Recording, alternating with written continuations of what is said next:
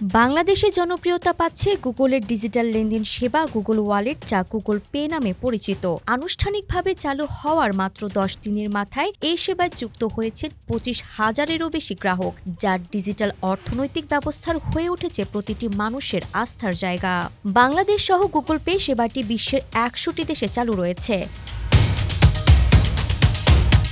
সম্প্রতি বাংলাদেশে চালু করে গুগল পে সেবা। গুগল পে এর মাধ্যমে মোবাইল নম্বর ভিত্তিক টাকা আদান প্রদান, UPI style payment, QR code scan করে অর্থ প্রদান এবং বিল পরিশোধের সুযোগ পাওয়া যাচ্ছে। এই সেবায় ব্যবহার করা হয়েছে টোকেনাইজেশন প্রযুক্তি, যার মাধ্যমে গ্রাহকের কার্ড নম্বর গোপন থাকে এবং বিক্রেতার সঙ্গে তার সরাসরি শেয়ার হয় না। ফলে প্রতারণার ঝুঁকিও কম, তাই এটি এত জনপ্রিয়তা লাভ করেছে।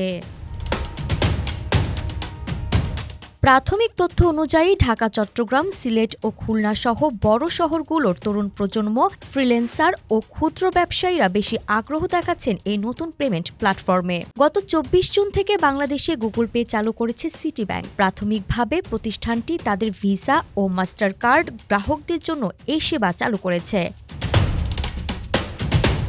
সংশ্লিষ্টরা জানান, চালুর মাত্র 10 দিনের মধ্যে প্রায় 25,000 গ্রাহক গুগল পে অ্যাপে নিবন্ধন করেছেন। এদের মধ্যে প্রথম 10 দিনই 6,300টি লেনদেন হয়েছে। গত বৃহস্পতিবার পর্যন্ত লেনদেন ছিল প্রায় 72 লক্ষ টাকা।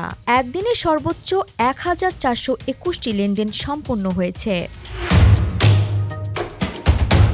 গুগল পে এর সঙ্গে দেশের যেসব ব্যাংক ও মোবাইল ফিন্যান্সিয়াল সার্ভিস প্রতিষ্ঠান যুক্ত হচ্ছে, তারা বলছেন নতুন এই সেবা দেশে আর্থিক অন্তর্ভুক্তি বাড়াবে এবং ক্যাশলেস ইকোনমির দিকে এগিয়ে যাওয়ার পথ বৃদ্ধি করবে। বাংলাদেশ ব্যাংকের কর্মকর্তারাও বলছেন, বিদেশি ডিজিটাল পেমেন্ট সেবার আগমন দেশের ডিজিটাল অর্থনীতিকে আরও শক্তিশালী করবে। তবে এর সঙ্গে সঙ্গে তথ্য নিরাপত্তাও গুরুত্বপূর্ণ। আরিফা জাহান, পিটি আর্কাইভ।